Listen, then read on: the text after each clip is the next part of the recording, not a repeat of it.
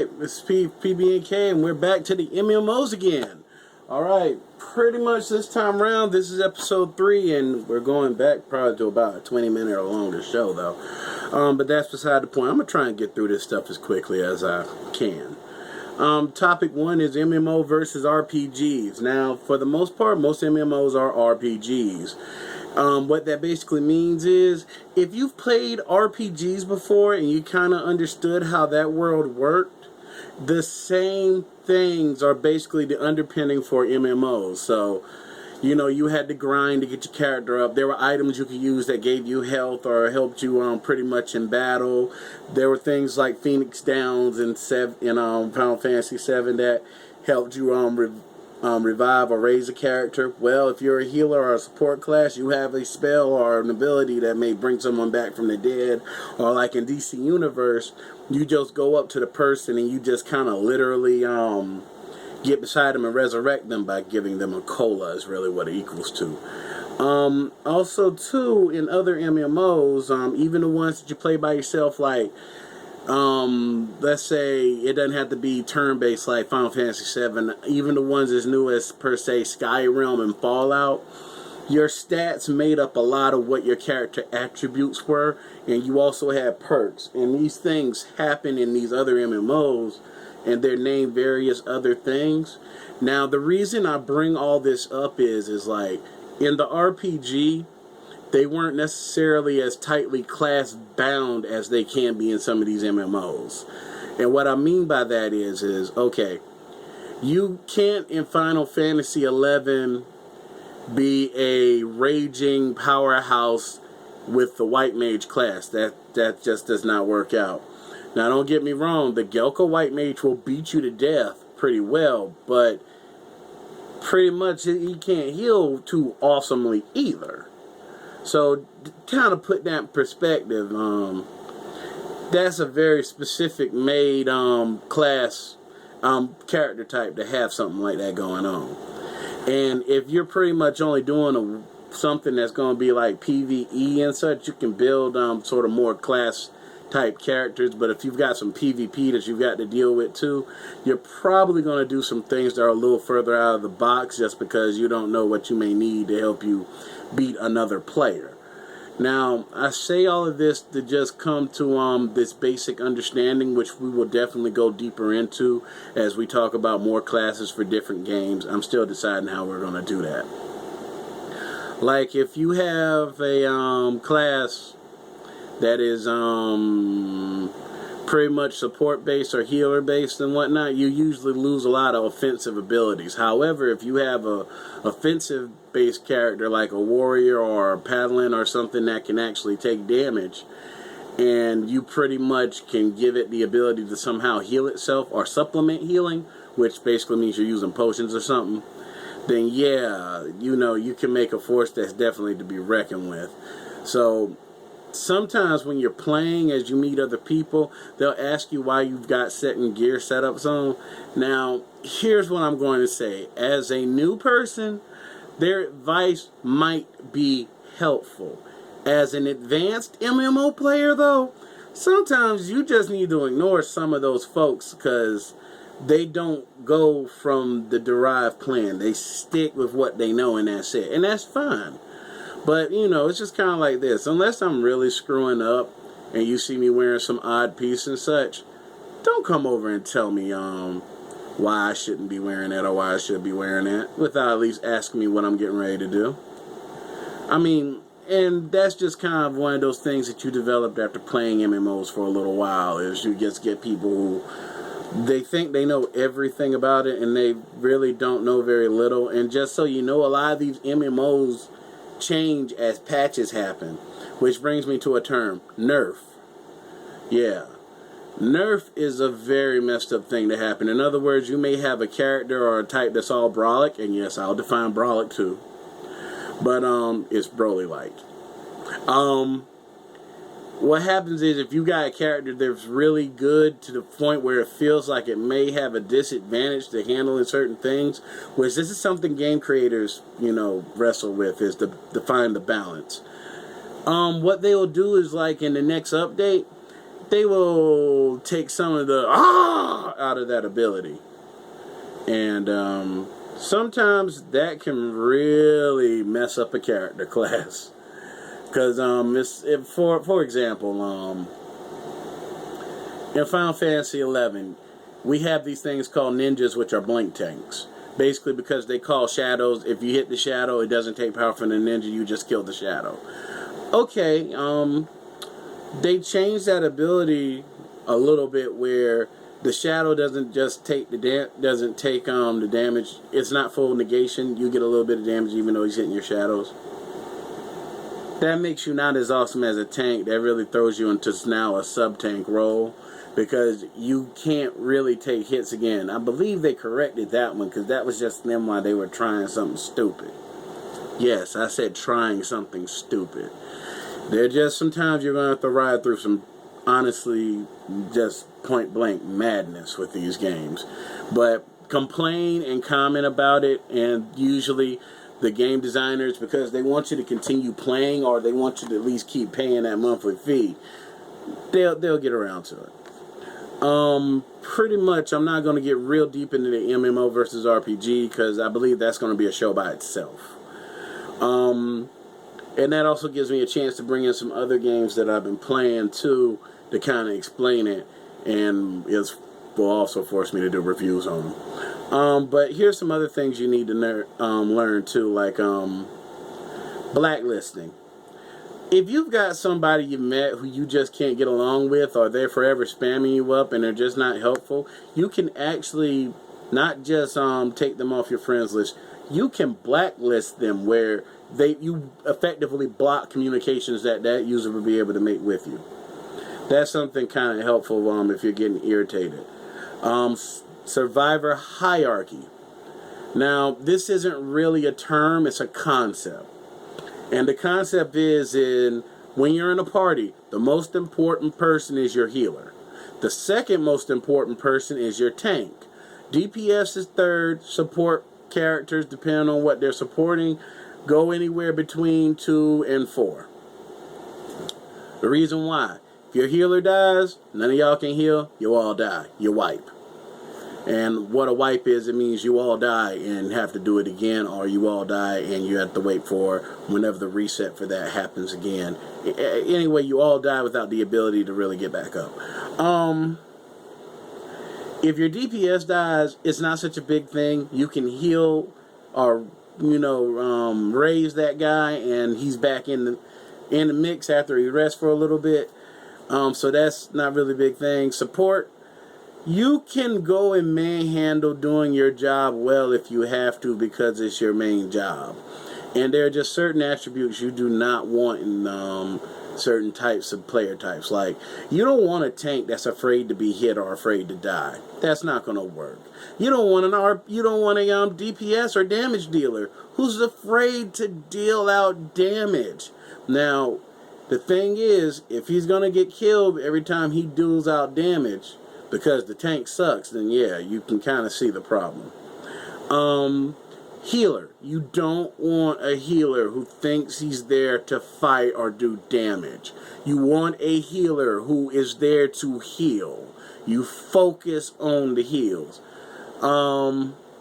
If we've got somebody like support class, depending on how their support is actually based, if it's more of a battle and I do this as a fight type of thing, you want him fighting and definitely giving out those buffs.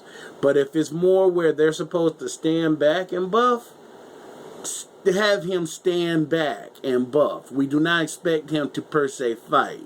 And this is kind of one of the things that comes up a lot in MMOs where people are just like, well, you got a sword, you should be fighting. No. If he's a support character, you let him sit in the back. The reason you let him sit in the back is so he can keep you alive and keep you all just souped up so you can beat up the monster faster. If you're going to have him in there fighting and he can't buff at the same time, you are effectively nerfing your ability to kill these monsters fast. And I mean, there's kind of a rate of kills per second type of thing with that if you're really out there grinding like that, because you want EXP coming in at a certain amount where you can say you got X amount of EP in this amount of time. Moving on. Stats and jobs. Basically, your stats are based on your jobs, and that's one of the things I'm going to just tell you to keep Googling.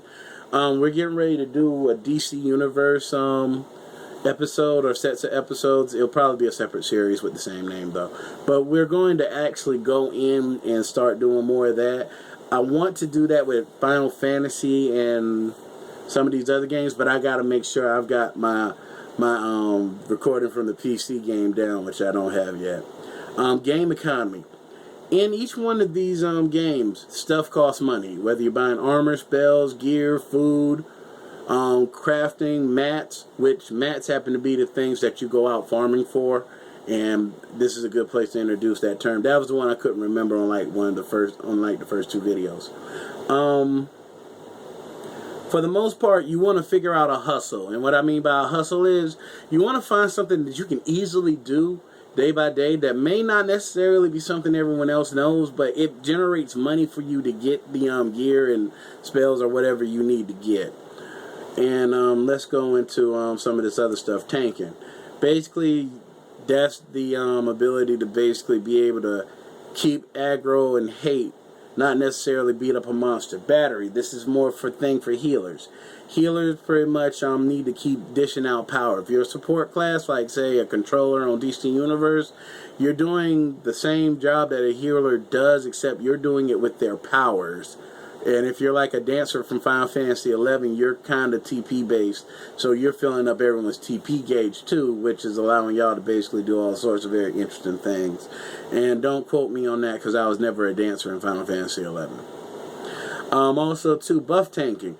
This is like the guy who basically just gives you buffs, and in some cases may actually give the tank specifically a good class of buffs, or may have to sub-tank by buffing themselves up when things go horribly wrong. And just so you know, I'm telling you to start with cookie cutter things, so it'll give you an idea of how to play. As you become more advanced, you'll leave some of these templates.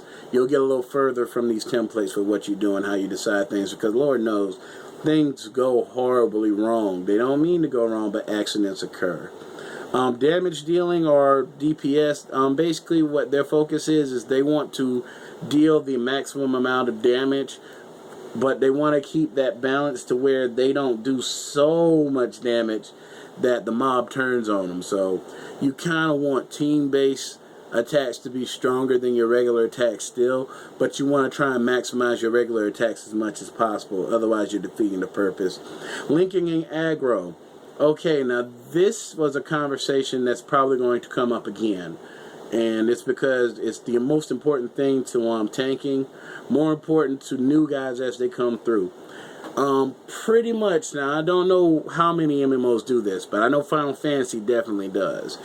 If you have aggro, that means they come attack you. Something about you made them come over and attack you. Sometimes it's the fact that you're lower level than them. Sometimes it's you have blood damage, you're extensively damaged and they can tell. Sometimes you're just using magic and they're coming to get you because you're using magic. Sometimes it's because they see you, or they smell you, or they hear you. And for the most part, the aggro isn't the messed up part. The messed up part is the linking, because this used to lead to multiple player killings. Now what that means is linking means that, oh, we're two monsters of the same class. Oh snap, are you getting attacked? Oh, you do not hit my friend.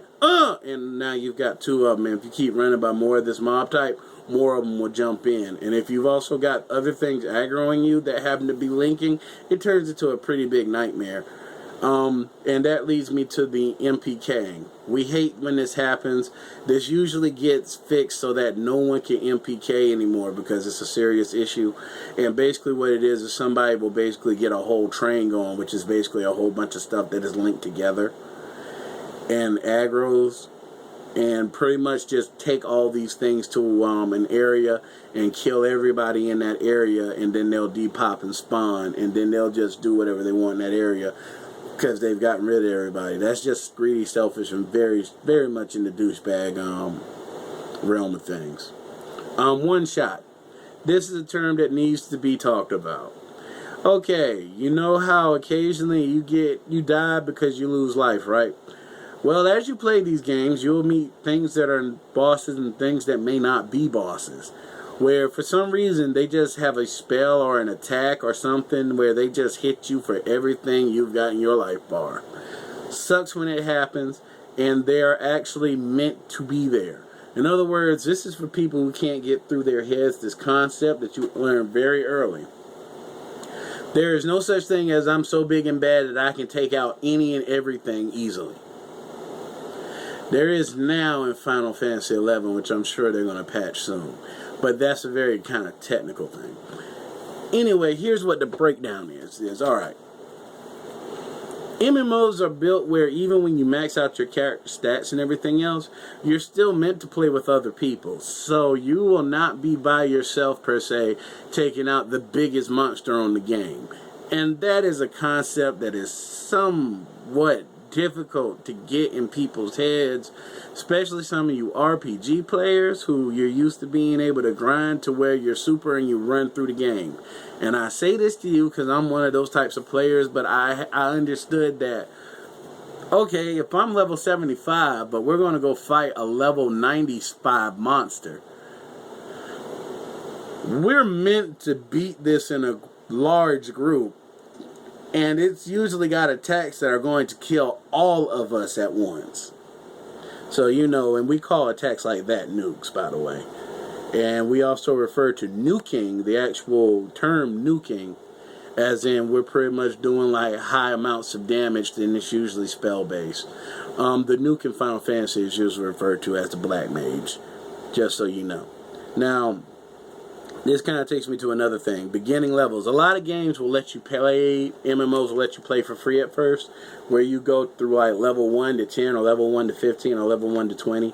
That's enough to get you hooked, but not necessarily enough where you meet the group dynamic where people start irritating you. Once you actually usually start purchasing these games, you can go into the more advanced levels, which is basically around 20 and up. Now, there's nothing wrong with that, but at the beginning portion of 20s, that's when you really need to start learning your job role as far as the party goes. And as I said, that changes from game to game. Dueling. Some games are PvP based, which means it's player versus player, and you can actually fight each other. Even most player versus environment games or PvE games have a section or at least an event where you can do PvP. And, you know, this is kind of just to prove, oh, my character's better than yours. Ah! And you'd be surprised how much of that there really is. Pulling. Now, this is a topic that comes up a lot. Basically, pulling means it's the person who gets the monster's attention so you can all basically party and beat him up. On some games it's done by tanks, other games it's done by DPS, other games it's done by magic users, other games it's done by the range attack character. It varies, kind of use at your own discretion. If you're soloing, you need to learn how to pull just as much as you need to learn how to kite. Now what kiting is kind of what it sounds like. You've got this monster's attention and you're trying to slow him down, and you're running, but you're attacking as he runs towards you to do major damage, and then you're running back out of his range of attack again so you can keep hitting him. And basically you're just kind of just rope-a-doping him is really what you're doing till you kill him. So we refer to that as kiting. Now, as far as tanking and sub-tanks go, I've got a discussion on tanking coming up. I don't have a discussion on sub-tanking. Sub-tanking is basically you're really probably a DPS, but you're standing in while the tank is dead, or either you're actually splitting hate between or aggro between the monster that's trying to kill you. And pretty much that means that I'll hit him hard and then you hit him real hard, and you're hitting him hard enough that he changes the aggro, the hate that he has for you. And if you can kind of split it up between, like Dead Island has a good example of this. If you've got 3 Sam Bs and all of them basically start doing that kick and really start hitting the thug zombie stops attacking. The reason he stops attacking is he's trying to decide which one of you he hates more so he can hit you. Yeah, it's funny I use a black man to display that, but that is what it is. DPS is pretty much damage dealing as we went through. I just talked about batteries and buff tanks and controllers. So pretty much I've ran through everything else. Now, as you'll see in the upcoming video, we had this little conversation about items in games and stuff and RPGs and what they mean. Like pretty much what came up was Senzu Bean, because there was a Dragon Ball Z analogy. And pretty much Senzu Bean is like, oh, my stats are good, or it either overdrives your stats. And it's not an official term in an MMO, but that might change based on this video. Because there seems to always be some type of panic button or panic button attack or item where if I get really bad off, I'm going to pop this and everything's going to be kosher. So I kind of always sort of thought of those as Senzu Beans. I've just never said it out loud before. So that's cockroaching and Senzu Bean now that me and my homeboy are now using. And there's some other ones too that come up. Pretty much I can't cover everything in these. I try to cover as much as I can, and I just pretty much vomited information on you this time around. The next one's going to be a little more free-flowing because it's going to be in a more of an interview setting, and we're going to continue going from there. If this is helpful, you find this helpful, or you want us to go into a specific game, comment and let us know. Also, too, you know, if we're not playing that game, we'll try and find what information we can. If nothing else, we can probably find you the site that'll give you some information that you'll need. Pretty much, that's basically about it. This point on, we're probably going to start getting into more detailed stuff. It's hard to predict everything that you need to know when you're new to these things.